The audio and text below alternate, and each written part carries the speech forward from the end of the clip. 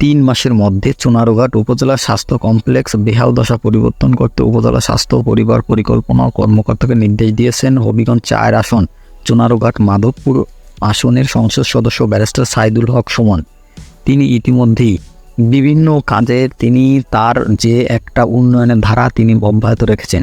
তিনি ইতিমধ্যেই তার নিজ এলাকার যে একটা নদী পরিষ্কার করার প্রতিশ্রুতি দিয়েছিল তা ইতিমধ্যেই তিনি সে কাজ সম্পন্ন করেছেন।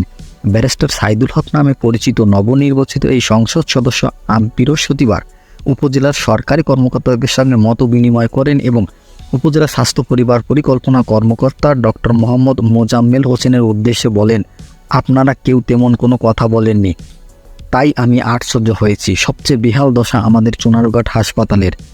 আমার মনে হয় আপনারা যত না হাসপাতালের জন্য কষ্ট পাচ্ছেন তার চেয়ে বেশি ম্যানেজ হয়ে গেছে বলে তিনি বলেন। সংসদ সদস্য সৈয়দ সাইদুল হক আরও বলেন, হাসপাতালের দায়িত্ব আছেন আমাদের মোজাম্মেল ভাই, তিনি আমার 1 বছরের বড়।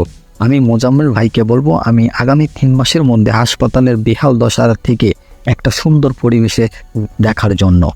এবং এছাড়া তিনি আরও বলেন তার নিজ এলাকায় উন্নয়নের যে একটা ধারা, তিনি এই উন্নয়নের ধারাকে একটা সুন্দর ধারায় নিয়ে যেতে চায়, যা দেখলে অন্যান্য মন্ত্রী এবং এমপিরা যেন বিস্মিত হয়ে যায়।